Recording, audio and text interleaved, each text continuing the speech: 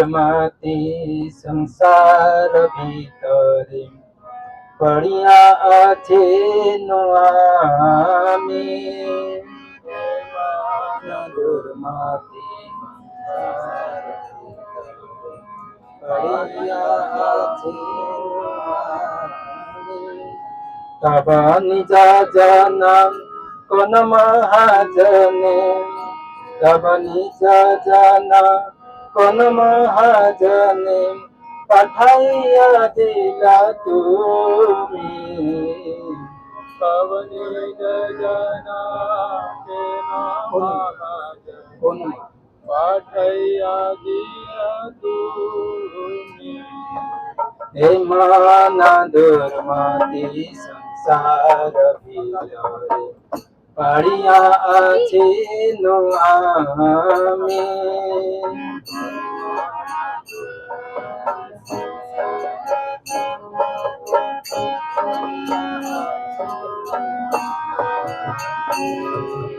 दया करी मोरे पतित देखिया कहिला आमारे गिया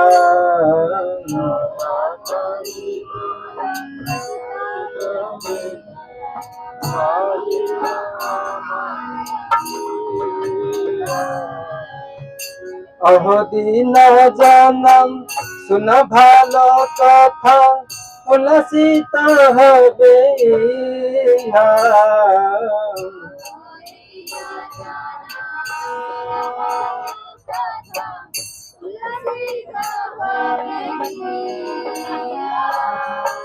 तुम्हारो तारीते श्री कृष्ण चैतन्य नवदीपे अवतार तुम्हारो तारीते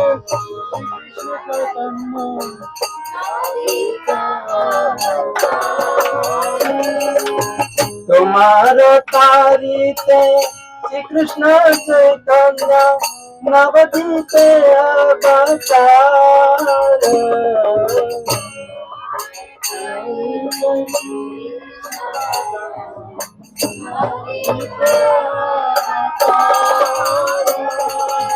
तुम्हाहिना कता दिनहीना जाना करिने न भव पार तुम्हाहिना कता दिनहीना करिने भव पार हे माना दुर्मति संसार भीतरे पड़िया आछे नो आमी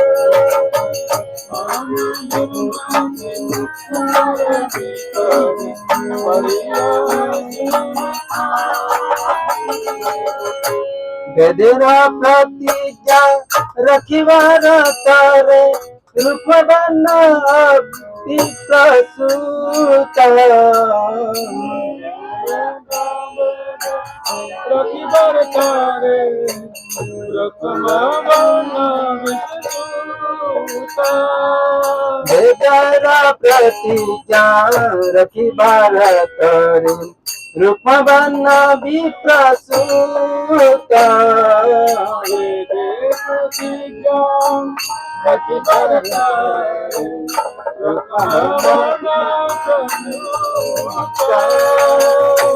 महाप्रभु नामे नदिया मातायम संगे भाई अवधूत महाप्रभु नामे नदिया मातायम संगे भाई अवधूत हे माना दुर्मति संसार भीतरे पड़िया आछे नो आमी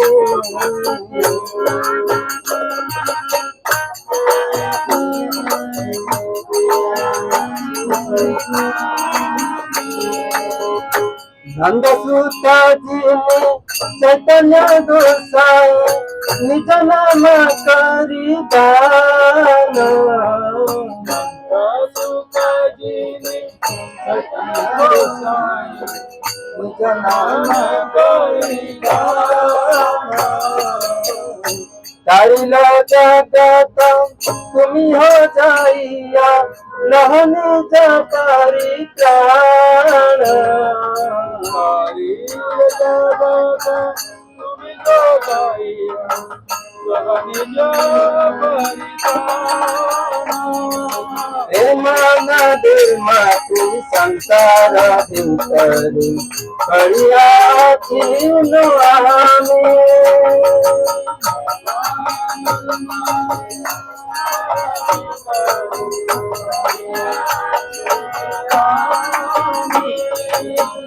से कथा सुनिया आसी नाथ तुम्हारा चरण तले नाथ सुनिया आशिया बिना तुम्हारे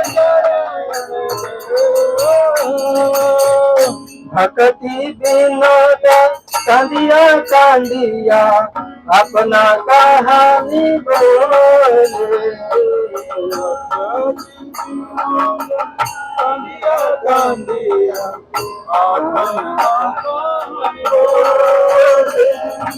हे माना धर्मा तू संसार भीतर करिया अखिल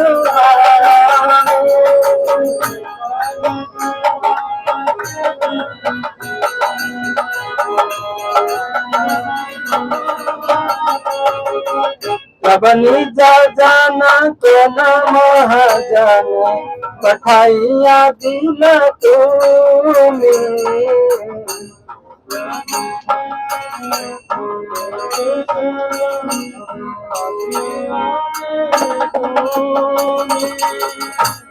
जय गौरनिताय जय गौरनिताय गौरनिताय जय गौरनिताय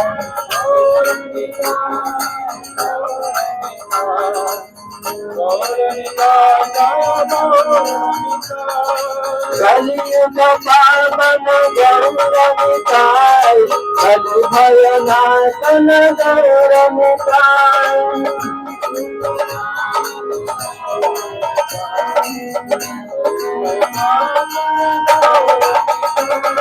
जय जय प्रभुपाद प्रभुपाद प्रभुपाद जय जय प्रभुपाद।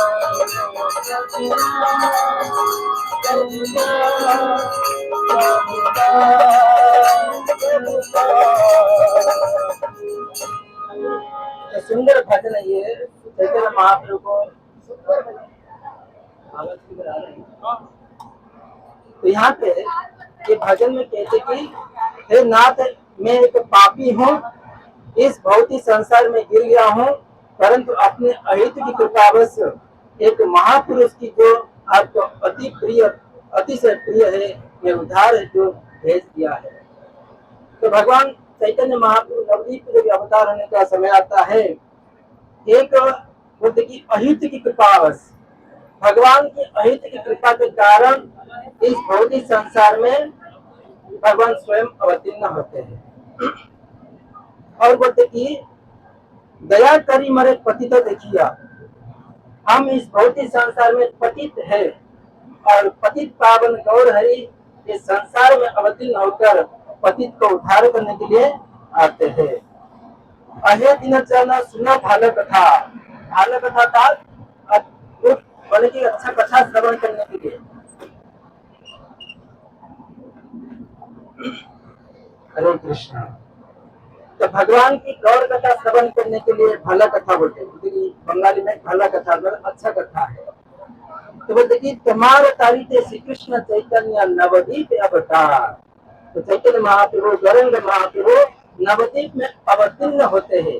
इसको उद्धार करने के लिए हम जैसे पतित जीवों को उद्धार करने के लिए इस भौतिक जगत के नवदीप धाम में अवतीर्ण होते हैं। और तमाहीन के न दीनहीन जन करीलन भवपार इस भौतिक संसार में दीनहीन तो बोलते कि हम दरिद्र है भक्ति मार्ग नहीं आ पाते हैं उनको उद्धार करने के लिए भवसागर से निकालने के लिए निकाय गौर हरि को दोनों आते हैं और वह समस्त जगत से जीवों को उद्धार करने के लिए आते हैं। और वेदर प्रतिज्ञा रखी बार करे। वेद का प्रतिज्ञा क्या है? भगवत गीता का श्लोक क्या याद है?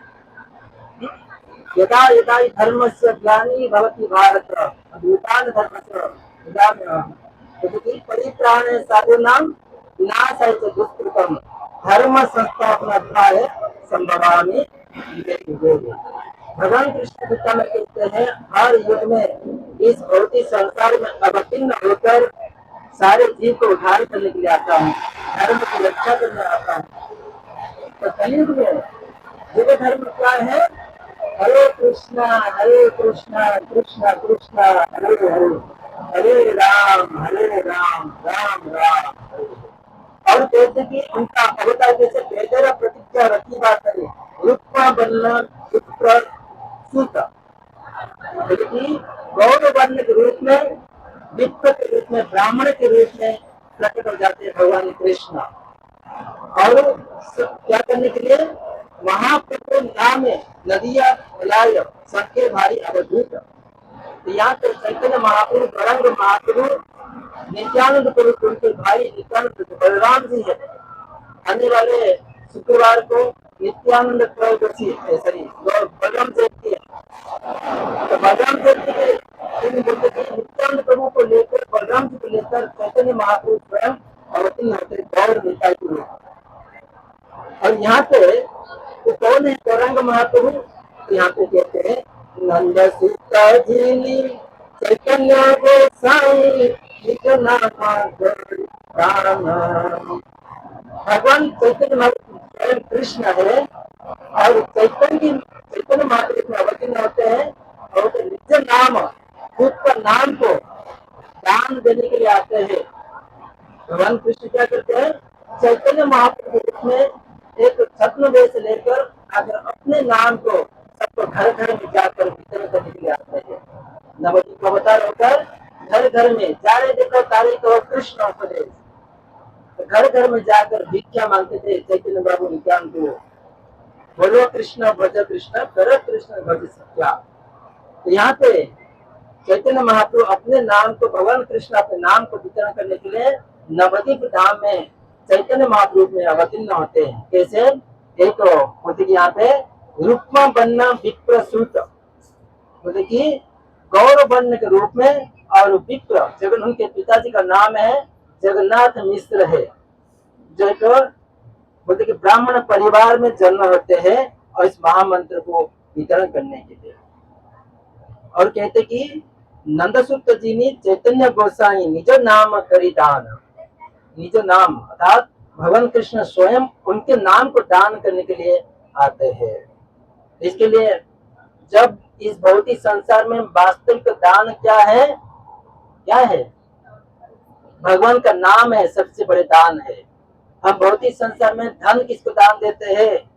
कुछ अनाज दान में देते हैं, घर दान देते हैं। तो कलयुग में सबसे बड़े दान है भगवान का नाम है। हरे कृष्णा कृष्ण कृष्ण हरे हरे, हरे राम से कथा सुनिया आसी अच्छी नाथ। कौन सा कथा? गौर कथा सुनने के लिए, लेकिन नहीं से कथा सुनिया आसी अच्छी नाथ। हम भगवान कृष्ण को प्रार्थना करते कि उसी कथा को सुनने के लिए जो चैतन्य महाप्रभु इस भौतिक जगत में नवदीप धाम में अवतीर्ण होकर नाम को वितरण करते हैं। जिसको देखते हैं उसको नाम वितरण करते हैं। तो एक बार क्या होता, चैतन्य महाप्रभु आदेश दे दिए जारे एक तारे को कृष्ण उपदेश। नित्यानंद प्रभु और हरिदास ठाकुर दोनों जाते हैं बाजार में, जैसे मार्केट प्लेस, जाकर हरि नाम को कीर्तन करते और सबको बोलते कि हरि नाम का कीर्तन करो। तो उसमें एक बेवड़ा दोनों आए थे मदिरा पान करके, उनका नाम था जगाई मठाई। नित्यानंद प्रभु जाके बोले जो बलराम जी है, बोले कि आप हरि नाम का कीर्तन करो, जप करो। तो जो मधाई था बहुत पापी था, पापी नहीं बहुत बड़ा पापी था, और उन्होंने क्या किया, एक मटका लेकर नित्यानंद प्रभु के सर पे फोड़ दिया। तो नित्यानंद प्रभु का सर फूट गया। तो वहां पे चैतन्य महाप्रभु स्वयं उनको कृष्ण रूप है, स्वयं सुदर्शन चक्र को बुलाया, आमंत्रित किए, जाकर मधाई का वध करो। तो वहां पर नित्यानंद प्रभु उनके चरण में गिर जाते हैं लेकिन हम भौतिक संसार में असुर को मारने के लिए नहीं आए हैं, आसुरी वृत्ति को मारने के लिए आए हैं। क्योंकि भौतिक संसार में नित्यानंद को बोल रहे, भौतिक संसार में प्रत्येक मनुष्य आसुरी प्रभाव में पीड़ित है। अगर हम सबको बंद करेंगे, ये भौतिक संसार में सारे जीव उद्धार नहीं हो पाएंगे। इसके लिए अंदर जो पाप पुरुष है, पापी जीव है, उसको उद्धार करना है। उसको पाप को नष्ट करने के लिए हम इस कलयुग में हम अवतार हुए हैं, पाप को उद्धार करने के लिए। पापी को नहीं, पाप को उद्धार करेंगे। अगर पाप को उद्धार करेंगे तो बोलते कि जब हम हरि नाम का बाण छोड़ेंगे, भगवान राम क्या करते, बाण छोड़ते थे रावण को वध करने के लिए। तो चैतन्य महाप्रभु नवदीप में अवतीर्ण होकर कैसा बाण छोड़ते, बोलते हरिनाम अस्त्र को निक्षेप करते। हरिनाम अस्त्र, जो हरिनाम अस्त्र युग धर्म का है, इस कलयुग में भगवान स्वयं कृष्ण गोलोक वृंदावन से लेके आए। इस हरिनाम अस्त्र के माध्यम से हमारे अंदर जो पाप पूरा है, काम क्रोध लोभ मोह मद मात्सर्य जो सर्व असुर है, उसको वध करने के लिए भगवान कृष्ण स्वयं चैतन्य महाप्रभु में नवदीप अवतार होते हैं और इस प्रकार जगाई मथाई को उद्धार किए थे। अगर इसी प्रकार नवदीप धाम में हम जाते हैं, उसी प्रकार हमारा बुद्धि कैसा रहना चाहिए, जगाई मथाई नहीं है, हम भक्त के रूप में जाना चाहिए। वहां पे हमारा चेतना उसी प्रकार होना चाहिए। तो बोलते कि से कथा सुनिया, कौन सा कथा, गौर कथा सुनने के लिए। कौन रो रहे हैं, भक्ति में ठाकुर जो हमारे पूर्व आचार्य है, जो इस भक्ति को आगे बढ़ाए थे, भक्ति में ठाकुर, उन्हें रोते रोते कांदिया कर जाते, रोते रोते बोले कि मुझे कथा श्रवण करना है, गौर कथा। जो नवदीप में अवतीर्ण होकर सारे भौतिक जगत में कृष्ण प्रेम प्रदान करते थे, उसी भगवान कृष्ण का नाम को श्रवण करने के लिए इस भौतिक जगत का उद्धार होगा। तो देखिए कि अद्वैत आचार्य देखिए कि भौतिक संसार के लोग अलग प्रकार भौतिक वासना, भौतिक काम वासना में जड़ित है, भौतिक पाप पुण्य में जड़ित है। ये लोग का उद्धार कैसे होगा। अद्वैताचार्य बहुत चिंता किए, तो बोले कि जब भगवान कृष्ण को इस भौतिक संसार में अवतीर्ण करूंगा, तब जाकर मेरा नाम अद्वैत नाम प्रसिद्ध होगा।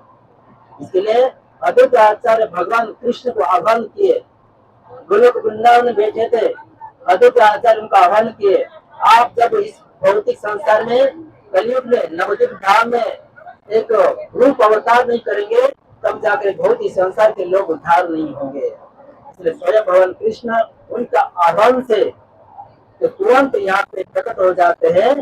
कहाँ पे, नवदीप धाम में। बोलते कि यहाँ पे सुंदर बोलते यहाँ पे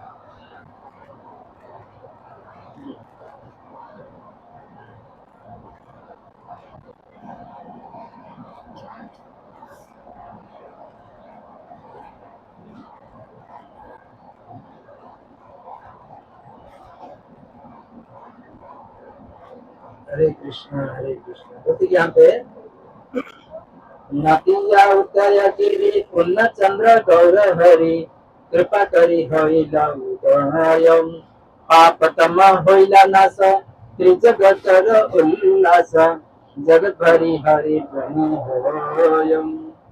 नदिया उदयगिरी, नवदीप के उदयगिरी में भगवान कृष्ण चैतन्य महाप्रभु में गौरांग महाप्रभु में अवतीर्ण होते हैं। अवतीर्ण होकर क्या करते हैं, पाप तम होइला नाश। इस भौतिक जगत का जो पाप था, अंधकार था, बोलते ना अज्ञान तमेरा अंदर से ज्ञानांजन सलाके, अज्ञान के कारण अंधकार होता है और कली के प्रभाव के कारण ये भौतिक संसार अंधकार होता है। उसी अंधकार के कारण भगवान कृष्ण स्वयं चैतन्य महाप्रभु में अवतीर्ण होकर इस पाप तम होइला नाश जगत उल्लास, जगह भरी हरिध्वनि होए। जब भगवान कृष्ण चैतन्य महाप्रभु में अवतार होते नवदीप धाम में, बोलते कि इस जगत में लोग भगवान का नाम को कीर्तन करने लगते, सबको प्रेम की बाहर में बहा देते थे चैतन्य महाप्रभु। तुझे भगवान कृष्ण गौर हरि रूप में प्रकट होते हैं। और यहाँ पे सुंदर भाव से कहते कि इस श्लोक में, और जो व्यक्ति भगवान गौर कथा श्रवण नहीं करते हैं, तो श्रवण करने का विधि उनका अलग प्रकार है। जो श्रवण करता है और श्रवण नहीं करता है, उनका क्रिया क्या होता है। तो यहाँ पे कहते हैं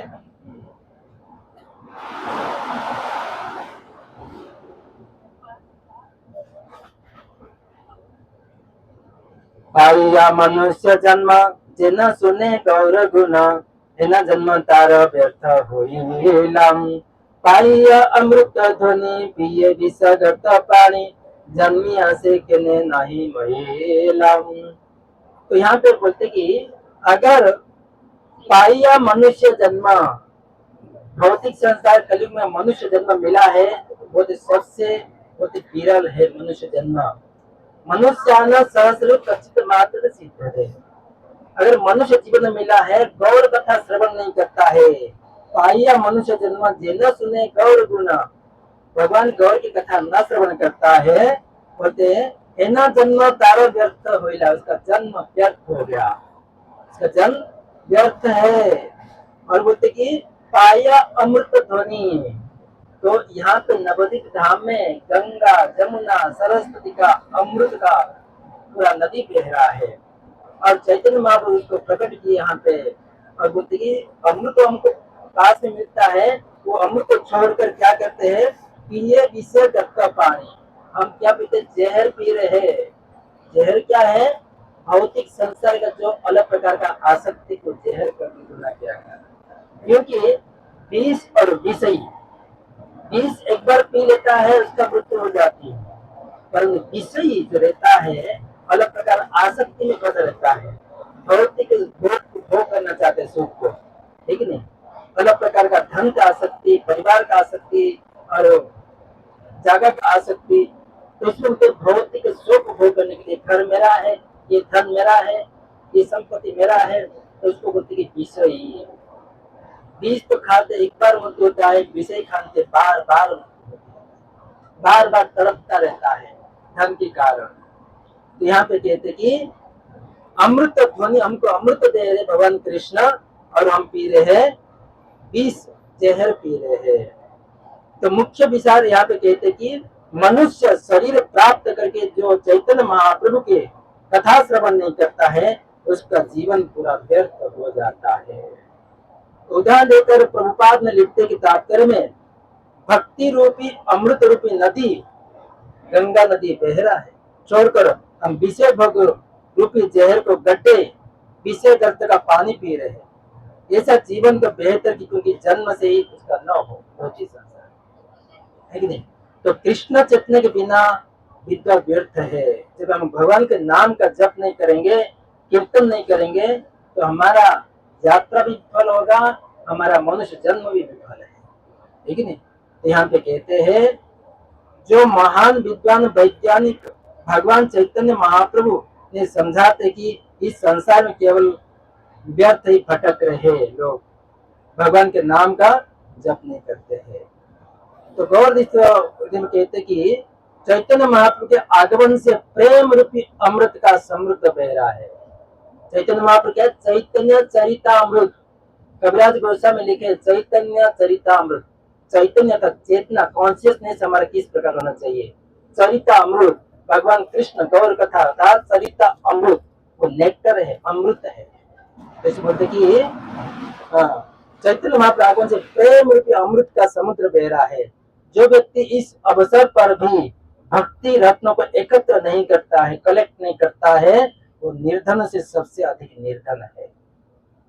जब भगवान चैतन्य महाप्रभु एनी औषधि माया नासीबार लागी हरे कृष्ण महामंत्र लौत भगवान इस प्रेम रूपी धन को गोलोक वृंदावन से लेके आए और वितरण कर रहे हैं और वो हम लोग क्या करते हैं उसको कलेक्ट करने के लिए हमको बस समय नहीं होता है।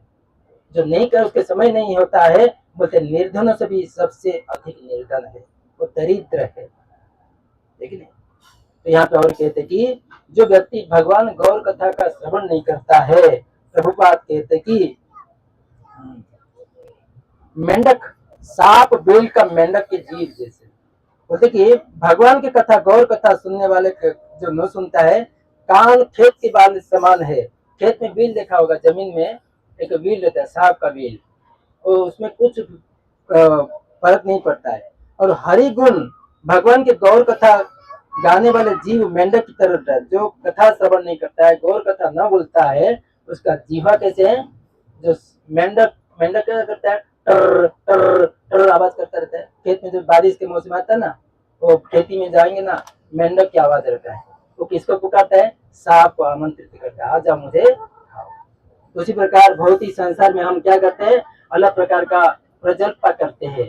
भगवान की गौर कथा सुनने के लिए हमारे पास समय नहीं बोलते हैं। तो वाले व्यक्ति को सांप जैसे हमारा मृत्यु हमको कब्जा कर लेगा। हमको पता नहीं चलेगा, सांप कभी मेंढक को खा लेता है, मेंढक को पता नहीं चलता है। उसी प्रकार बहुत ही संसार में आसक्त में फंस जाते हैं। भगवान के नाम जप कथा कीर्तन श्रवण करने के लिए हमारे पास समय नहीं रहता है। हमेशा भौतिक सुख भोग करने के लिए हम इच्छा करते रहते हैं। कभी हमारे पास मृत्यु आके खड़े हो जाएंगे और बोलेगी तुमको भी समय समाप्त, तो हम क्या करेंगे? इसके लिए पहले से हमको सतर्क हो जाना चाहिए, है? नहीं तो हमारा समय से व्यर्थ हो जाएगा। तो प्रभुपाद कहते कि अगर जीवित सब जब व्यक्ति भक्तों को चरण की धूलि मस्तक नहीं लगाता है, और भगवान के चरण के अर्पित तुलसी गंध नहीं लेता है, वो सांस लेते हुए भी चलती फिरती लाश है।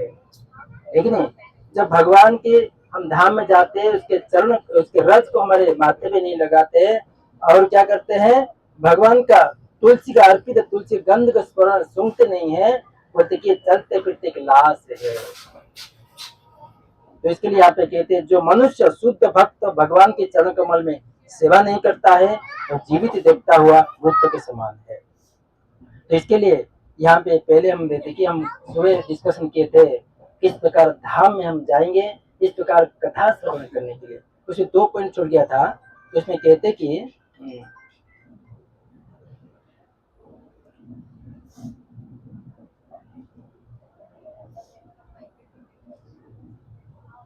तो इसमें 2 चीज बताते, महाराज बताते कि अप्रकृति बुद्धि,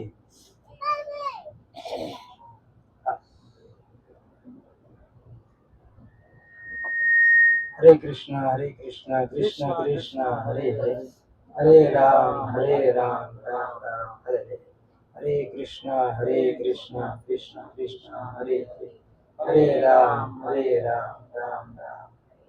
तो यहाँ पे तो महाराज लिखते कि किस प्रकार व्यक्ति को भौतिक संसार में धाम में यात्रा करते हैं तो क्या करना चाहिए, उसका अपराध शून्य वैष्णव अपराध, ऑफेंडिंग डिवोटी। जो धाम में पवित्र धाम में अलग प्रकार का जो भक्त रहते उनको फल फाइंड नहीं करेंगे, उनका गलत कुछ दिखेंगे और उनको हर शब्द बोलेगी तो कर्ष का शब्द बोलेंगे, सब उनके साथ एनवी करेंगे, ईर्ष्या करेंगे। तो इसको बोलते कि इस चीजों को हमको दूर रहना है। धाम और हम धाम को हमारे इंद्र तृप्ति के लिए हम नहीं लगाना चाहिए। तो बोलते कि हम केवल भगवान प्रजल्प भी नहीं करना चाहिए, इधर उधर बात नहीं करना चाहिए, और कभी भी गंगा के बारे में खराब शब्द न उच्चारण करे। और वहां पे गंगा मैया और धाम पवित्र तुलसी को इसके समय से परिक्रमा करते रहने का। और हमारा डेली शेड्यूल क्या होना चाहिए धाम में, बोलते कि महाराज बताते कि अटेंड मंगल आरती डेली करना चाहिए, और जपा प्रतिदिन जपा करना चाहिए 16 माला, और मॉर्निंग में धाम को और प्रकार कथा भगवान के बारे में गौर कथा श्रवण करना चाहिए, और मैक्सिमम टाइम भागवतम क्लास, ज्यादा समय क्या है कथा श्रवण में समय बिताना चाहिए, और हरि नाम संकीर्तन करते रहने का। हरे कृष्णा कृष्ण कृष्ण हरे हरे, हरे राम राम राम। तो यहाँ पे कहते कि महाराज कहते कि वैष्णव भी अगर नवदीप धाम जाते हैं, वैष्णव जो टेम्पल वृंदावन नवदीप धाम में मंदिर बनाते हैं, उनका सहायता के लिए हमारे यथाशक्ति कुछ उनको ध्यान देना चाहिए, महाराज बताते हैं। तो हम देखेंगे भगवान चैतन्य महाप्रभु स्वयं नवदीप धाम में अवतीर्ण होते गौरांग महाप्रभु के रूप में, और उनका जब हम डायरेक्ट एंट्री करेंगे अभी सीधा इधर अम्बरनाथ सीधा अंतरदीप में, भगवान के जो अंतरदीप, भगवान की हमारे योग्यता नहीं है फिर भी भगवान की कृपा से, गुरु कृष्ण प्रसाद पाए भक्ति लता, गुरु और कृष्ण की कृपा से भक्ति लता बीज अंकुरित होता है। हम डायरेक्ट हम कहाँ जाएंगे, अंतरदीप, जहाँ पे चैतन्य महाप्रभु, गौरांग महाप्रभु, निमाई का जन्म स्थान। देखिए हम देखेंगे पहले क्या होता है, जब गौर कथा सुनते हैं, भगवान के बारे में सुनते हैं, पहले हम श्रवण के माध्यम से परिक्रमा करते हैं, और एक होता है कि हमारे फिजिकल, हमारे स्व शरीर में जाकर धाम का दर्शन करते हैं। जैसे कि हम भगवान की विग्रह सेवा करते हैं मंदिर में, पहले मानसिक पूजा होता है, मन से पूजा किया जाता है। भगवान को मैं अभी स्नान करा रहा हूँ, मैं भगवान को कपड़ा पहना रहा हूँ, भगवान का अलंकार लगा रहा हूँ, भगवान को तिलक लगा रहा हूँ, पहले मन से पूजा करना पड़ता है, मन से प्रिपेयर होना चाहिए, ठीक नहीं। अगर हम गौर कथा सुनने के लिए, भगवान के धाम जाने के लिए मन से प्रिपेयर, मन से तैयार होना चाहिए, उसको मानस पूजा कहते हैं, ठीक नहीं। तब जाकर हम उधर सही चेतन हम जाकर भगवान के धाम में परिक्रमा कर सकते हैं। तो इसलिए हम देखेंगे हम डायरेक्ट मन से योग पीठ हम प्रवेश कर रहे हैं।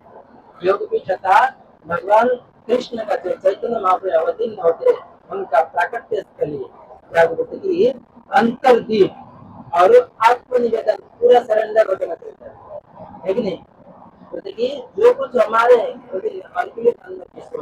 हमारे पास जो कुछ है भगवान कृष्ण से समर्पित करेंगे। तो यहाँ पे बोलते हैं सेल्फ सरेंडर, आत्मनिवेदन है। तो यहाँ पे भगवान का जो पुण्य पुष्प, भगवान चैतन्य महाप्रभु का जन्म स्थान है, वहाँ पे क्या है, नीम वृक्ष है, नीम का वृक्ष है, वहाँ पे चैतन्य महाप्रभु का प्राकट्य स्थल है, ठीक है। तो नीम वृक्ष के पीछे भगवान कृष्ण चैतन्य महाप्रभु में प्रकट होते हैं, और वहाँ पे जगह कैसे निर्धारित किया गया, क्योंकि काल के प्रभाव के अनुसार सारे नष्ट हो चुका था। भगवान चैतन्य महाप्रभु आज से 500 साल पहले नवद्वीप धाम में अवतीर्ण हुए थे।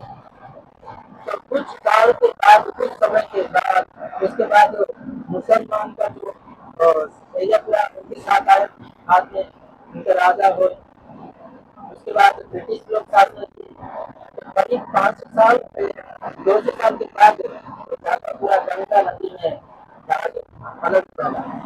भगवान को नवद्वीप धाम पाने था, वहाँ पे जन्म स्थान है, बाकी सारी जगह नदी में प्रवाह में चला गया था। तो वहाँ पे जहाँ पे भगवान चैतन्य महाप्रभु के जन्म स्थान को देखने के लिए आपके आचार्य जो 2 साल पहले ठाकुर जो हमारे पूर्व आचार्य है, चैतन्य महाप्रभु के जन्म स्थान को कैसे निकाले, जब हम गोकुलदीप जाएंगे, गोकुलदीप चलेंगे पूरा पार करके, जहाँ पे भक्ति ठाकुर का भजन कुटीर है, भक्ति ठाकुर भजन करते थे, वहाँ पे लेकर जालंधर नदी के और गंगा की नदी के बीच में जो द्वीप है, उसको बोलते हैं अंतरद्वीप। उसको दूर से दृष्टिपात किए, और दूर से कुछ चारों तरफ अंधकार है, एक जगह पे तो उसका उजाला दिख रहा है। भक्ति ठाकुर उसको विश्वास किए, और जैसे भक्ति ठाकुर अपने पुत्र को पूछे, भक्ति सिद्धांत ठाकुर बोले कि आपको दूर से कुछ दिख रहा है, तो उजाला दिख रहा है, और दीप को ज्योति दिख रहा है, तो भक्ति सिद्धांत ठाकुर बोले कि वहां पे मुझे दिख रहा है, जैसे सूर्य कोटि सूर्य उदित एक साथ होते हैं, ऐसा एक पूजन से ऐसे उजाला दिख रहा है। तो भक्ति ठाकुर क्या किए, उसको प्रमाण करने के लिए उनके गुरु जगन्नाथ दास बाबा जी, जो उनको उसी समय 140 साल हो गया था, चल नहीं पा रहे थे, आंख बंद हो गया था, और उनको पूरा बुढ़ापा हो गया था, 140 साल, और वो बोल नहीं पा रहे थे। और उनको जगन्नाथ दास बाबा जी को एक टोकरी में लेकर वो जगह पे जाते, अंतरदीप में जाते, वहां पे तुलसी का गार्डन रहता है, एक नीम का वृक्ष है। जैसे उस जगह पे गए, जो टोकरी में जगन्नाथ दास बाबा जी उनके टोकरी में बैठे थे, तुरंत खड़े हो गए, तुरंत कूदी मारती नीचे। तो देखिए यही तो अमर निमाई जन्म स्थान, इस जगह हमारा निमाई का जन्म स्थान है, प्रमाण कर दिए। जो व्यक्ति देख नहीं पा रहा था, सुन नहीं पा रहा था बराबर, और चल नहीं पा रहा था, व्यक्ति तुरंत उसका एनर्जेटिक पावर आ जाता है, शक्ति आ जाता है, जैसे महाप्रभु के जन्म स्थान में प्रवेश कर चुके, तुरंत वहां पे टोकरी से कूदी मारकर नीचे खड़े होते हैं तुरंत अपना जवन पर शक्ति उनका प्रभाव हो जाता है। मतलब कि इस जगह हमारा निमाई का जन्म स्थान है। तो उसी जगह पे भक्तिविनोद ठाकुर को एक मंदिर, सुंदर मंदिर बनाए और उनके पास कैसे लोगों को भिक्षा मांगकर उस जगह से और वहां पे मंदिर बनाए जो योग पीठ है, अंतरपीठ है, चैतन्य महाप्रभु के जन्म स्थान है। तो आगे आगे श्रीवास आंगन है, अद्वितीय भवन है, वो जगह हम कथा करेंगे। नवदीप धाम में केवल हम देखेंगे गौर कथा। तो साक्षात भगवान कृष्ण स्वयं चैतन्य महाप्रभु है और गौरांग महाप्रभु बाल्यावस्था से उनका अलग अलग प्रकार का लीला करते थे। जैसे भगवान कृष्ण करते थे, माखन चोरी लीला करते थे, हाँ, गोपियों का वस्त्र चुराते थे और बछड़ा के साथ मस्ती करते थे। बछड़ा को पूंछ पकड़ लेते थे, बछड़ा भाग के चल जाता था। तो पूरा उसको पूंछ को पकड़ते पकड़ते कृष्ण अपने गोबर में, पानी में, कीचड़ में घिसते हुए जाते थे। तो अलग प्रकार का इसका मटका फोड़ देते, तो ऐसा अलग प्रकार बाल्य लीलाएं करते थे कृष्ण भगवान। तो उसी सही मोड़ में चैतन्य महाप्रभु से उनका निमाई, उनका नाम है विश्वम्भर भी है, उनका नाम भी विश्वम्भर है। विश्वम्भर का सारे विश्व को भरण पोषण करने वाले विश्वम्भर है। उनके बड़े भाई का नाम है विश्वरूप है। तो चैतन्य महाप्रभु के बाल्यकाल का नाम है विश्वम्भर है। तो इस निमाई महाप्रभु क्या किए, जो छोटे से बालक रहते थे, मतलब कि 6 दिन की आयु में थे, 6 दिन का आयु। जैसे भगवान कृष्ण 6 दिन आयु में थे, एक पुतना राक्षस आई थी भगवान कृष्ण को मारने के लिए 6 दिन के आयु में।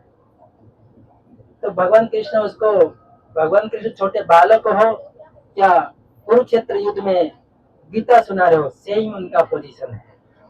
तो भगवान का छोटे बालक के बड़े उनका कोई मतलब नहीं है। छोटे बालक 6 दिन का हो या उनका 125 साल हो, भगवान कृष्ण 125 साल तक के धराधाम में थे। तो उनके जितना शक्ति है 6 दिन का बालक को भी उतना शक्ति है। तो उतना को क्या किया, उसको उसके दूध के माध्यम उसका प्राण वायु को हर लिए, लेकिन उसी प्रकार चैतन्य महाप्रभु जब 6 दिन के थे, एक सांप आता है घर पे।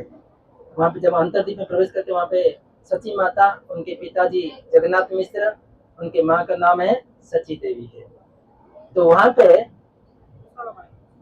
हरे कृष्णा कृष्ण कृष्ण हरे हरे, हरे राम राम राम। तो दोनों में हरे कृष्ण। तो यहाँ पे देखो चैतन्य महाप्रभु छोटे निमाय के रूप में, छोटे बालक के रूप में रहते थे और वहां पे एक सांप आता है 6 दिन का आयु में। सांप आता था और सांप देखकर चैतन्य महाप्रभु उसको पूंछ खींचने लगे। सांप का बहुत बड़ा सांप था और उसको क्या किए, एक कॉइल बना दिए, उसके ऊपर लेटने लगे। जैसे महाविष्णु अनंत नाग पर लेटते हैं, तो साक्षात अनंत देव आया था चैतन्य महाप्रभु को दर्शन करने के लिए। साक्षात उनके भगवान है चैतन्य महाप्रभु, भगवान कृष्ण है। तो उसके ऊपर सांप के ऊपर लेट जाते हैं। तो सारे माताएं आकर डरने लगे, हाय हाय सांप आ गया, सांप आ गया। तो जैसे चैतन्य महाप्रभु निमाई सुने कि लोग डर गए, तुरंत उठ गए और सांप भी भागने लगा क्योंकि लोग डर गए कहीं के। तो वापस पुनः जाकर उनका पूछ खींचने लगते थे निमाए। तो इस प्रकार भगवान चैतन्य महाप्रभु निमाए अलग अलग लीलाएं करते थे। और एक बार उनको माँ अपने सची माता ने क्या किए, उनको दूध पिला रहे थे। उस समय उनके चरण में शंख चक्र पर सारे चिन्हों का दर्शन नहीं किए और देखे कि सारे घर में उनका पद चिन्ह पड़ा था। जैसे भगवान कृष्ण के चरण में पद चिन्ह रहता है, अंकुश रहता है, वज्र ध्वज रहता है, शंख चक्र सब चिन्ह रहता है, द्वादश चिन्ह से रहता है। तो बोले कि हमारे घर में किसका ऐसा पद चिन्ह रहता है। तो उनके पिताजी बोले कि हमारे घर में जो शालिग्राम शिला है वो चलते रहता है। उनको पता नहीं कि नुपुर की आवाज आता था। तो बोले हमारे निमाय के चरण में तो नुपुर नहीं है, नुपुर की आवाज कहाँ से आता है। तो भगवान अचिंत्य शक्ति के माध्यम से सची माता के घर में आंगन में घूम रहे थे, ठीक है ना। तो उसमें और एक बार आज एकादशी तिथि था, चैतन्य महाप्रभु लीला करते, उनको 1 साल की आयु थी भगवान निमाई की। तो एकादशी था उस दिन, एकादशी के दिन, और उनको पता चला कि 2 ब्राह्मण ने अच्छा से पकवान बना के गोपाल जी को भोग लगाते हैं, क्योंकि एकादशी दिन अन्न वर्जित है, परंतु भगवान के लिए अन्न वर्जित नहीं है। हाँ, केवल मनुष्य के लिए दोष लगता है ना, भगवान के लिए दोष नहीं लगता है। हाँ, एकादशी दिन अन्न क्यों वर्जित करते हैं? क्योंकि एकादशी की तिथि में अन्न में एक पाप पुरुष रहता है। कल एकादशी है ना, पाप पुरुष रहता है, तो सब लोग उसको तिरस्कार करने लगे। उसने एकादशी देवी प्रकट हो जाती है, भगवान कृष्ण से चरणों से एक एकादशी देवी प्रकट होती है। एकादशी देवी भय से, पाप पुरुष भागने लगता है, भय से जाकर भगवान कृष्ण के चरण में जाते हैं, बोले कि मुझे आश्रय दीजिए, इस देवी मुझे रखनी देंगी यहाँ पे। तो भगवान कृष्ण उनके शरण में जाते हैं, किंतु जो व्यक्ति भगवान के शरण में जाते हैं उसको तुरंत उद्धार कर देते हैं। लेकिन इसके लिए बोलते हैं ना, सर्वधर्म परित्यज्य माम एकम शरणं व्रज। भगवान श्री राम बोले, जब विभीषण शरण के लिए आया था किष्किंधा में, बोले कि अगर रावण भी मेरे शरण में आ जाएगा उसको मैं क्षमा कर दूंगा, है कि नहीं। तो ऐसे पाप पुरुष आकर भगवान कृष्ण की शरण में चले जाते हैं, बोले मुझे रक्षा कीजिए। तो भगवान कृष्ण बोले ठीक है, तुम इस देवी के एकादशी प्रवाह में कहीं जगह पे नहीं रह सकता है, केवल अन्न में, उसी दिन अन्न में तुम रह सकता है। इसलिए एकादशी दिन हम अन्न नहीं खाते, क्योंकि उसी दिन अन्न में पाप पुरुष रहता है एकादशी दिन। तो यहाँ पे चैतन्य निमाय महाप्रभु, निमाय पंडित, उनको पंडित भी कहते हैं। पंडित अर्थात एक्सपर्ट थे, जैसे थोड़ा उनको 4 साल हो जाता है वो पूरा संस्कृत का स्कॉलर बन गए थे, है कि नहीं। वो पंडित नाम पे बोला गया था, निमाय पंडित। तो निमाय पंडित क्या किए, बोले मुझे जो ब्राह्मण ने भोग लगाया मुझे भोग तो चाहिए, है कि नहीं। तो सबको पता नहीं, इनको कैसे पता चला कि उनके घर में क्या कुकिंग हो रहा है। तो भगवान भावग्राही है, कौन कौन सा व्यक्ति क्या कार्य करता है भगवान सब कुछ जानते हैं, है कि नहीं। तो भगवान निमाई क्या किए, बोले कि मुझे एक उसी दिन ब्राह्मण का घर का भोजन चाहिए। तो जाके वो ब्राह्मण को बोले कि निमाई को चाहिए। बोले कि निमाई को कैसे पता, हमको अलग अलग अच्छा सा पकवान बनाए करके, क्योंकि जनार्दन है भावग्राही, सबका मन को बात जान लेते। तो वहां पे जो दोनों ब्राह्मण ने भगवान शालिग्राम के लिए भोग बनाए थे, सारे निमाई पंडित को दे दिए, भगवान निमाई को। तो इस प्रकार निमाई ने इस भौतिक संसार में आते हैं, अलग प्रकार लीलाएं करते, सब साक्षात कृष्ण लीला जैसे ही करते रहते हैं। आगे हम देखेंगे, आगे जब भी हम अंतरद्वीप पर जाएंगे, उस जगह पे जाएंगे, भगवान का चैतन्य महाप्रभु का अलग छोटी छोटी लीलाएं है, जो सची माता की आंगन में खेल रहे थे, घूम रहे थे। तो सब जाकर गंगा के तट में जाकर सबका मटका ही फोड़ देते। सबकी माताएं लोग क्या करते, गंगा नदी में पानी लाने के लिए मटका लेके जाते थे, सबका मटका को गंगा नदी में बहा देते थे। और कोई तपस्या करने के लिए, कोई पूजा पाठ करने के लिए बैठते थे, वो पूजा पाठ जितना सामग्री रहता है सब गंगा में बहा देते थे। आकर सारे लोग सची माता को कंप्लेन करते थे, तुम्हारा निमाई हमारे सब चीज को खराब कर दिया। और जाकर कुछ वहाँ का यंग लेडी जो रहते वहाँ पे पूजा करने के लिए, जो अलग प्रकार देवी को पूजा करने के लिए गंगा के किनारे में जाते थे, उनका सारे सामग्री नदी में बहा देते हैं और बोलते कि मुझे पूजा करो। निमाई जाकर उनको बोलती मुझे पूजा करो, अगर नहीं पूजा करो तुमको बूढ़े पत्ती मिलेगी। ऐसा उनको श्राप देते थे। सब डर कर क्या करते थे, निमाई को अलग प्रकार पकवान बनाने के लिए सबको निमाई को देते थे खाने के लिए।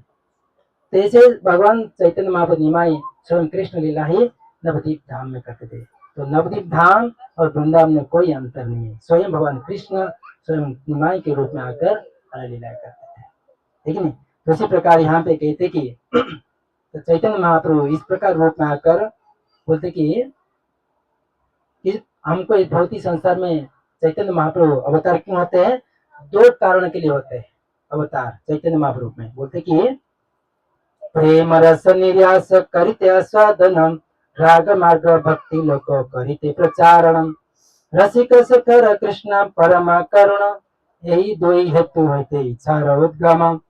तो भगवान कृष्ण का अवतार चैतन्य महाप्रभु में अवतार होने का कारण है, बोलते कि प्रेम रस निर्यास करिते आस्वादन और राग मार्गे भक्ति लोग करिते प्रचारण। तो क्या 2 कारण के आते हैं, एक तो खुद को प्रेम रस को आस्वादन करने के लिए। जब भगवान कृष्ण द्वापर युग में आए थे तब देखिए कि राधानी का इतना प्रेम मेरे प्रति कैसे है, वो रस तो मुझे आस्वादन करना है। जब बोलते कि एक रसगुल्ला और एक व्यक्ति रहता है, रसगुल्ला का जो रस निकलता है, रस का पान करते हैं, केवल मनुष्य ही समझ सकता है उसको रसगुल्ले का टेस्ट कैसा है। रसगुल्ला बोला कि मेरा टेस्ट कितना है, मुझे कैसे पता चलेगा? तो रसगुल्ला को क्या बनना पड़ेगा? मनुष्य बनना पड़ेगा, तभी जाकर रसगुल्ले का टेस्ट खुद को, रसगुल्ला को पता चलेगा। तो कृष्ण का जो प्रेम मधुर है, बोले कृष्ण का अधरम मधुरम बदनम मधुरम चरितम मधुरम, मधुराधिपति है भगवान कृष्ण। अखिल रसामृत सिंधु है भगवान कृष्ण। तो उनका रस को खुद आस्वादन करने के लिए क्या करना पड़ेगा? श्रीमती राधारानी के भाव में आना पड़ेगा, भक्त भाव अंगीकार करना पड़ेगा। कृष्ण प्रेम पाने के लिए भक्त के रूप में आना पड़ेगा। तो भगवान कृष्ण क्या करते हैं? भक्त रूप अवतार, भक्त के रूप में आते हैं और रस को आस्वादन करने के लिए। कौन सा रस है? कृष्ण प्रेम रस को आस्वादन करने के लिए खुद आस्वादन करते हैं, और उसी रस को दूसरे को वितरण करने के लिए आते हैं। बोलते कि राग मार्ग भक्ति लोग करित प्रचार। तो राग मार्ग जब भक्ति कृष्ण प्रेम को प्रदान करने के लिए, वितरण करने के लिए, बोलते कि रस को फल को मैं खाऊंगा और सबको वितरण करूंगा। ऐसे औदर्य अवतार भगवान चैतन्य महाप्रभु के। तो बोलते कि रसिक शेखर कृष्ण परम करुणा, भगवान चैतन्य महाप्रभु बहुत करुणा अवतार है। और बोलते कि रसिक, बोलते कि रसिक, इसे बोलते कि निगम कल्पतरु गलितम फल, निगम कल्पतरु गलितम फलम सुखमुख द्रव्य संयुतम पीबत रसमालय भागवत रसमालय मुहरो रसिक भूवि भावुक। जो रसिक अर्थात रस को पान करने के लिए इच्छा रखता है, जैसे कोई व्यक्ति मदिरा पान करता है, उसको मदिरा पाने की बहुत इच्छा लगता है, अच्छा लगता है, और पीते रहो और पीते रहो, कोई उसको समाप्त नहीं होता है, जब तक गटर में गिरता नहीं तब तक पीता रहता है। ऐसा बोलता है कि कृष्ण प्रेम का रस को आस्वादन करते रहो, आस्वादन करते रहो, जब तक हमारे सारे अनर्थ नष्ट नहीं होता है कि नहीं? तो यहाँ पे कहते कि रसिक शेखर कृष्ण परम करुणा, इस चैतन्य महाप्रभु परम करुणा अवतार लेकर सारे जगत में खूब कृष्ण प्रेम को आस्वादन करके और दूसरे को वितरण करने के लिए बोलते कि आपने आचार्य प्रभु सिखाइला सवाए। ये कृष्ण प्रेम, कृष्ण नाम को, हरे कृष्ण कृष्ण कृष्ण हरे हरे, हरे राम राम राम हरे। इस महामंत्र को जप करते थे, कीर्तन करते थे और दूसरे को इसके बारे में सिखाते थे। तो उसी प्रकार हम इस नवद्वीप में धाम जा रहे हैं, उसी गौरंग महाप्रभु से इस सीख को लेने के लिए, इस महामंत्र को लेने के लिए, ठीक है नहीं? जब महामंत्र को हम लेने के नहीं जाएंगे, केवल क्या करेंगे?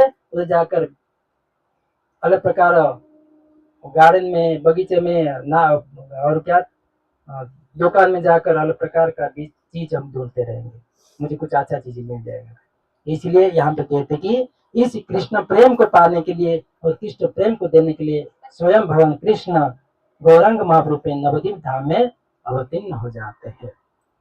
आगे कहते कि क्योंकि देखे कि ऐश्वर्य जानते सब जगत मिश्रित, ऐश्वर्य स्थिति प्रेम नहीं मोर प्रीत। अगर यहाँ पे भगवान कृष्ण जब अवतीर्ण हुए थे, तो यहाँ पे वृंदावन में गोपिया गोप सखा है, माता यशोदा, नंद बाबा कभी कृष्ण को भगवान रूप में मानते नहीं थे। वो बोलते कि ऐश्वर्य भाव कैसे? ऐश्वर्य भाव था भगवान को भोग लगाना है, भगवान को श्रृंगार करना है, भगवान को विधि विधान पालन करना है, इसको बोलते ऐश्वर्य भोग। भगवान उसमें कृष्ण कभी प्रसन्न नहीं होते हैं। परंतु यहाँ पे कहते कि ऐश्वर्य शिथिल प्रेम नहीं मोर प्रीत, उसी मेरा प्रीत नहीं है। तो ऐश्वर्य भाव में क्या देखते हैं? आमा के ईश्वर माने अपना के हीन, तार प्रेम बस हमें न ही अधीन। जो व्यक्ति भगवान कृष्ण को भगवान मानते हैं और खुद को छोटा मानते हैं, वो दास्य भाव है कि नहीं?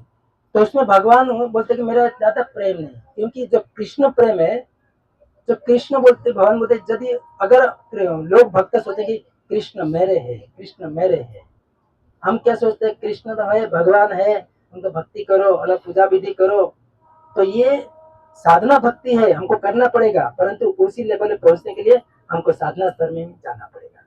जो लेवल रहता है भगवान को पुत्र रूप में, पति के रूप में, सखा के रूप में देखते हैं, वो उच्च स्तर में है।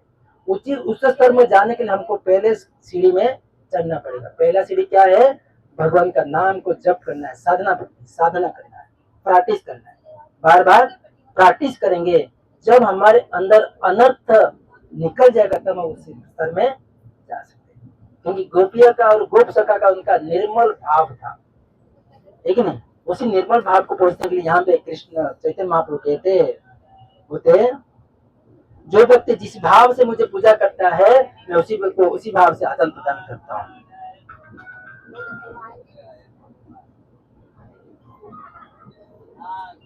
ये थामा प्रपदन्ते ताम सदैव भजाम्यहम मम वर्तमान वर्तन्ते मनुष्य पार्थ सर्वस्व। तो भगवान कृष्ण गीता में कहते हैं, जो व्यक्ति जिस भाव से मुझे मेरे शरण में आते हैं उनको उसी प्रकार मुझे भजन करते हैं, मुझे तरफ मैं गिफ्ट देता हूँ, उपहार देता हूँ। कोई बोलता है मुझे, कोई खरीद नहीं जाते, मुझे 500 रुपए का एक छोटा सा मोबाइल चाहिए, तो 500 रुपए लेकर जाते हैं और जाके दुकान में 500 रुपए मोबाइल, ठीक नहीं? 5000 वाला मोबाइल लेने है तो 5 रुपए देना पड़ता है। तो उसी प्रकार बोलते हैं, जिस भाव से भगवान भजन करते हैं, कोई साधना भक्ति में करते हैं, कोई रागानुग भक्ति में करते हैं, तो जिस कोई भगवान को पूजा करते हैं पत्थर के रूप में, कोई बोलते कि साक्षात ब्रजेंद्र नंदन है, कोई बोलते ये भगवान के पत्थर के टुकड़ा है। तो जिस भाव से भगवान को हम पूजा अर्चना करते हैं, भगवान उसी व्यक्ति को उसी प्रकार आदान प्रदान करते हैं। तो इसमें वृंदावन के जो ब्रज रस में बोलते कि मोर पुत्र मोर सखा मोर प्राणपति तेई भावे जय मोर करे शुद्ध भक्ति अपन कबर माने अमर समाहीन सही भावे ए अमे तार अधीन। अर्थात गोकुल में क्या करते, यशोदा मैया मोर पुत्र मेरा पुत्र है, और सखा लोग सोचते कि मेरा सखा है, और गोपियों ने सोचते कि मेरे हमारे प्राणपति है। तो बोलते कि ये साक्ष्य रस है, वात्सल्य रस है और माधुर्य रस को आस्वादन के बारे में बताते हैं। जो प्रेम रस आस्वादन, प्रेम का रस कैसे है? रस का छेद 5 प्रकार का है, ठीक नहीं? एक साथ चालू होता है शांत रस, शांत में रहने का बाद भगवान का नाम जो करते हैं, कुछ ज्यादा डिस्कशन नहीं करते, शांत रस कहते हैं। उसको मौन बाबा कहते हैं, खाली केवल कृष्ण का नाम जप करो, कुछ बोलो मत, शांत रस में। और बोलते कि उसके ऊपर आएंगे दास्य रस, दास्य तो भगवान को सेवा करेंगे, मंगल प्रकार कुकिंग करेंगे, उनके सेवा करेंगे, उसको दास्य भाव। और एक आता है क्या है, साक्ष्य भाव, सखा के रूप में हम भगवान कृष्ण को देखते हैं। और एक कहता है वात्सल्य भाव, वात्सल्य रस, जो माता यशोदा भगवान कृष्ण को अपने पुत्र रूप में देखते हैं। और एक माधुर्य भाव आता है, सर्वस्व आता है, सारी गोपियां अपने समर्पण सबको खुद को समर्पण कर दिए कृष्ण के सामने, वो है माधुर्य रस है। तो उसी रस को आस्वादन करने के लिए स्वयं भगवान कृष्ण चैतन्य महाप्रभु में प्रकट होते हैं। तो यहाँ पे भागवत वर्णन आता है कि मयि भक्ति ही भूतानाम अमृत कल्पते दृष्टा याद आसीन मत स्नेह भवंती मद आपना।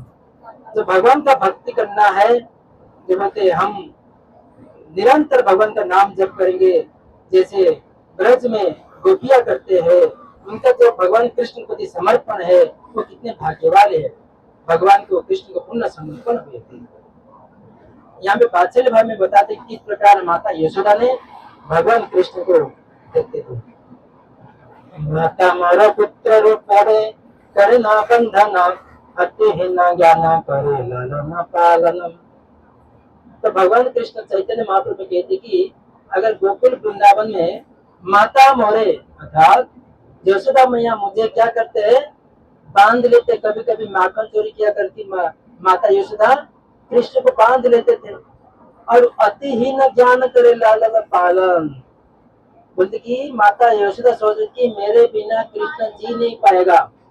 जो भगवान कृष्ण संसार को भरण पोषण करते हैं, विशंबर है, विश्वनाथ है, तो माता यशोदा सोचते कि कृष्ण मेरे बिना जी नहीं पाएगा, क्योंकि खुद खाता नहीं है, और कभी बिजली चमकती तो आके मेरे कोनों में छुप जाता है, तो कृष्ण मेरे बिना जी नहीं पाएगा।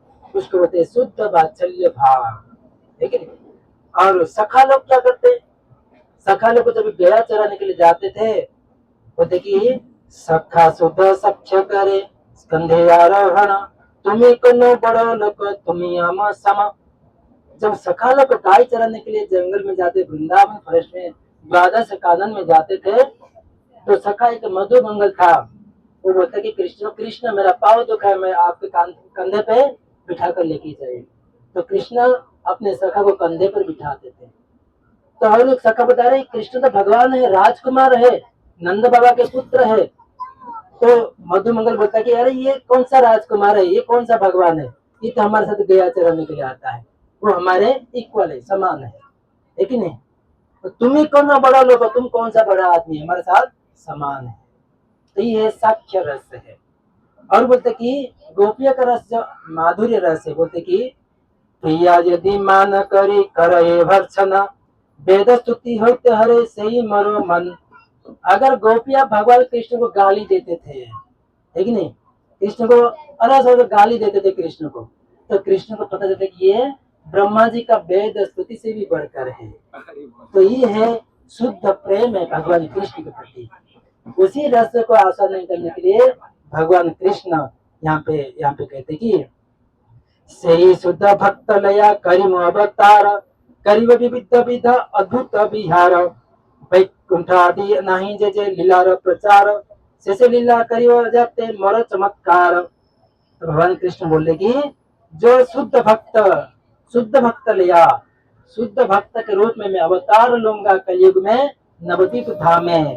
और बोलते कि करीब विविध विद्या अद्भुत विहार, ये बहुत ही सारे जो जीव है मैं खुद आस्वादन करूंगा ये रस को, और सारे लोग को वितरण करूंगा। तो इस प्रकार चैतन्य महाप्रभु का अवतार इसी कारण के जोगो कारण के लिए वहां पे नवदीप धाम में, जहाँ पे योग बीट अंतरदीप में प्रकट होते हैं। तो बोलते कि इस प्रकार चैतन्य महाप्रभु सुंदर रूप से भगवान कृष्ण है। कृष्ण वर्ण दूसरा कृष्ण, कृष्ण वर्ण है, श्याम वर्ण है, गौरंग महाप्रभु का गौर वर्ण है। तो भक्त रूप में अवतार लेकर ये भौतिक संसार में नवदीप में अवतार होते हैं, और सची माता के आंगन में अलग अलग कृष्ण लीला का आस्वादन कर रहे हैं। कौन सा है, वात्सल्य रस का आस्वादन कर रहे हैं, और माधुर्य लीला है साक्ष्य रस का आस्वादन करते करते चैतन्य महाप्रभु सारे जगत को प्रेम की बनिया में, प्रेम की बाहर में डुबा देना चाहते थे। जब प्रेम बनिया में डुबाने जा रहे थे, सारे लोग प्रेम बनिया में आ गए, परंतु उसमें कुछ कुतर्किता की, कुतर्क जो कर्म निष्ठा तुर्क निष्ठा, जैसे प्रकार खुद को पंडित को कहते थे, मैं सबसे बड़ा पंडित हूँ, मैं सबसे बड़ा ज्ञानी हूँ, वो भगवान चैतन्य महाप्रभु की प्रेम बनिया में आसपास नहीं, वो भाग के चले गए। तो चैतन्य महाप्रभु सोचे कि मैं इस कलयुग में अवतार हुआ है, इस प्रेम बनिया में भगवान कृष्ण प्रेम में डुबाने के लिए आया हूँ, लेकिन ये लोग तो भाग के जा रहे हैं। तो उनको पकड़ने के लिए स्वयं भगवान कृष्ण चैतन्य महाप्रभु स्वयं संन्यास लेते हैं, क्योंकि संन्यास धर्म का जो सबको सब बोलते कि सम्मान करते हैं, संन्यास धर्म जब लेते हैं तो सबको सम्मान करते हैं। तो इसके लिए चैतन्य नाम भगवान स्वयं कृष्ण चैतन्य महाप्रभु संन्यास लेते हैं, इसके उनका नाम है श्री कृष्ण चैतन्य महाप्रभु। भगवान का नाम क्या है, श्री कृष्ण चैतन्य महाप्रभु, ठीक है। तो यहाँ उनका संन्यास ग्रहण लेने कहते हैं, संन्यास लेकर जितना भी कर्मनिष्ठ कुतर्का की संन्यास दे सबको उद्धार करने के लिए, प्रेम बनिया में डुबाने के लिए स्वयं भगवान कृष्ण चैतन्य महाप्रभु में संन्यास ग्रहण करते हैं। बोलते कि इस प्रकार नवदीप धाम में चैतन्य महाप्रभु अलग अलग लीलाएं करते थे। जब उनका संन्यास के पूर्व लीला है, उनका गृहस्थ धर्म था, गृहस्थ में थे, और बाली लीला में एक बार क्या होता है, उनका छोटे रूप में थे, जाकर निमाई जाकर मिट्टी का बर्तन जहाँ पे फोड़ा हुआ रहता है, ये चैतन्य भागवत में आता है। तो जहाँ पे जो अननेसेसरी जो कुछ खराब हो जाता है मिट्टी का बर्तन, तो मिट्टी का बर्तन देखा क्या है, मिट्टी का बर्तन देखा है, पहले के जमाने में सब मिट्टी के बर्तन में कुकिंग होता था घर में, ठीक है। तो आज की प्रथा में मैं जब गाँव में जाता हूँ ना, एक मिट्टी का बर्तन तो नहीं रहता है, तो मिट्टी का बर्तन नाम के लिए उसका जो विधि विधान के लिए एक मिट्टी का बर्तन घर पे रहता है, उसमें कुकिंग करते रहते, कुछ ना कुछ नया चीज। तो पहले मिट्टी का बर्तन में कुकिंग करते थे। तो वहाँ पे चैतन्य महाप्रभु आज से 500 साल पहले निमाई पंडित के समय में तो सारे गांव के लोग एक जगह पे जब मिट्टी का बर्तन टूट जाता था जाकर एक जगह गांव के बाहर थोड़ा फेंक देते थे। तो निमाई पंडित जाकर उस जगह पे बैठ गया थे। बोले जो उसको बोलते कि गंदे की चीज है, हम फेंकते कचरा है, बोलते हम यहाँ पे अभी कल क्या आजकल क्या करते हैं, प्लास्टिक फेंकते हैं, है कि नहीं, प्लास्टिक कचरा फेंकते हैं, पूरा प्रदूषण करते प्लास्टिक का। तो पहले क्या करते, मिट्टी का बर्तन, वो मिट्टी में उसको प्रदूषण मानते हैं, अशुचि बोलते हैं, सूची नहीं है अशुचि। तो वहां पे जाकर निमाई पंडित बैठ जाते हैं। तो वहां पे जाकर सची माता बोले आप एक गंदा की जगह में क्यों बैठे। तो वहां पे बोले कि निमाई पंडित बोले कि मुझे पढ़ाने के लिए नहीं भेजते आप, तो पढ़ने के लिए नहीं भेजते मैं कैसे सीखूंगा। क्योंकि सची माता ने निमाई पंडित को पढ़ाने के लिए रोक दिए थे। तो बोलते कि यशोदा में अभी जब कृष्ण को पढ़ाने के लिए नहीं छोड़ते थे, बोलते कि मेरा कृष्ण गया चराते रहेगा, पढ़ेगी क्या करेगा वो। हाँ? राधा गोविंद से महाराज कहते हैं, यशोदा में कहते कि मेरा कृष्ण तो गाय चराने वाला है, तो ये पढ़ा लिखा क्या करेगा, पढ़ा लिख कर। हाँ? कोई तो बड़े लोग बनने वाले, गाय चरे रहेगा, मेरे पास ही रहेगा। तो यहाँ पे सची माता वही मोड़ में, वही यशोदा मैया है सची माता। और वो बोलते कि उनके बड़े बेटे विश्वरूप पढ़ाई किया, वो सन्यास हो गया, घर छोड़ के चले गए। तो बोलते कि ये भी पढ़ाई करेगा, मेरे मुझे छोड़कर चले जाएगा। इसके लिए क्या किए, और निमाई को पढ़ने के लिए नहीं छोड़ते। तो निमाई को बोले घर पे रखते हैं, घर में ठीक है निमाई। तो निमाई बोले कि ऐसे मुझे पढ़ाई के लिए छोड़ते नहीं है, जाकर मिट्टी का जहाँ पे कचरा जगह वहां बैठने लगे। तो बोले कि मुझे पढ़ाने के लिए नहीं छोड़ते, मैं कैसे सीखूंगा। हाँ? तो उनको देखकर गांव लोगों उनको निंदा किया, अरे बच्चे को पढ़ने के लिए इच्छा है, उसको पढ़ने के लिए नहीं छोड़ते। तो सची माता जगन मिश्र उनको पढ़ने के लिए पाठशाला भेजते हैं। तो निमाई पंडित अलग प्रकार इस प्रकार लीला करते हैं। जब उनका एक बार छोटे आयु थे तो उनको माता सची माता ने आभूषण पहनाए थे, आभूषण अलंकार पहनाए थे। समय हो गया ना। तो आभूषण पहनाए थे। उस समय दो चोर आए थे। क्यों चोर से क्या करते हैं, आभूषण में ज्यादा प्रेम करते हैं, आभूषण लेने की, चोरी करने की। तो बोले कि छोटा सा बालक है, उसको उठा के लेके जाते हैं, उसका सारे आभूषण निकाल देते हैं, बाद में उनको घर पे छोड़ देते हैं। तो पहले का जो 500 साल पहले का जो चोर का ये काम था। तो आजकल का चोर क्या करते हैं, सीधा मर्डर करते हैं, उसका लूट कर लेके जाते हैं। तो कितना आसुरी प्रवृत्ति बढ़ जाता है, ठीक है नहीं। तो ये तो चोर ने क्या किया, निमाई पर तो कंधे में बिठाए और लेके जाते हैं। और इसके लिए क्यों हुआ कि निमाई का इच्छा था कि मुझे गांव का भ्रमण करना है, इसलिए उनको चोर को बुलाते हैं, खुद अपने मन से बुलाते हैं, वो चोर आ जाते हैं। और निमाई पंडित उनको ऐसा बोले उनका मन को हर लेते हैं, और दोनों चोर घूमते घूमते गाँव सारा घूमते घूमते वापस सची माता के घर के पास आ जाते हैं। तो बोलते अरे हम वही घर पे आगे वापस घूम फिर के। तो भय से कारण तो निमाई को छोड़े भाग के चले जाते हैं। तो निमाई जब अगर कुछ जैसे ब्रज में भगवान कृष्ण को अगर आकाश को उड़ने का इच्छा होता है तो तृणावत को बुलाते हैं। तृणावत को भी आता एक भाई को वातावरण लेकर आते, चक्रवात लेकर आता है, भगवान कृष्ण को ऊपर उठा के लेके जाता है। क्योंकि भगवान कृष्ण को एरोप्लेन में बैठने की इच्छा था, है कि नहीं। तो तृणावत क्या करते हैं, पूरा आकाश में लेके जाता है भगवान कृष्ण छोटे से बालक को। और जैसे वो तृणावत का गर्दन पकड़ते हैं, तुरंत अपने स्वरूप में आ जाता है और सीधा कैसे लैंडिंग होता है वो एरोप्लेन से, ऐसा तृणावत के ऊपर बैठकर भगवान कृष्ण लैंडिंग हुए ब्रजभूमि में। उसी प्रकार चैतन्य महाप्रभु निमाई क्या करते, जब उनको घूमने की इच्छा होता था तो चोर को बुला दिए और चोर के ऊपर कंधे पर बैठकर घूम करके वापस घर पे आ जाते। ऐसा अद्भुत करते भगवान कृष्ण। बोलते कि कृष्ण रजत तो खेला सर्वतम नर दिला, नर बपुहार स्वरूपा गोपरे सवेण कर नव किशोर नटवर नर लीला रहे स्वरूपा। गोपरे सवेण कर भगवान कृष्ण गोप कृष्ण अलग प्रकार भेड़ बढ़ाते हुए अलग लीलाएं करते हैं। तो यहाँ पे निमाई ने अपने संग पार्षद को लेकर अलग बदल गए जगन्नाथ का। तो आगे देखिए, ये हम कहाँ पे देखे, अंतर देखे भगवान की निमय की उनका प्रकट स्थिति में मन से यहाँ पे प्रकट है। जब वो जगह पे जाएंगे और भगवान की अद्भुत लीला है, तो ब्राह्मण का अन्न चोरी लीला है, भगवान का चैतन्य महाप्रभु निमय का अन्न चोरी के ब्राह्मण का वो लीला इधर हम करेंगे। जब प्रभु नहीं करेंगे तो ये समय तक वो भी जहाँ पे निमय का जन्मस्थान है। उसी निमाय चैतन्य महाप्रभु को स्मरण करते हुए हम सुंदर गौर कथा और गौर राशि हरे कृष्णा कृष्ण कृष्ण हरे हरे, हरे राम राम राम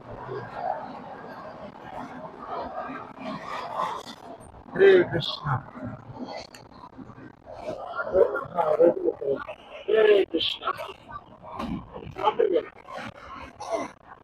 हरे कृष्णा हरे कृष्णा।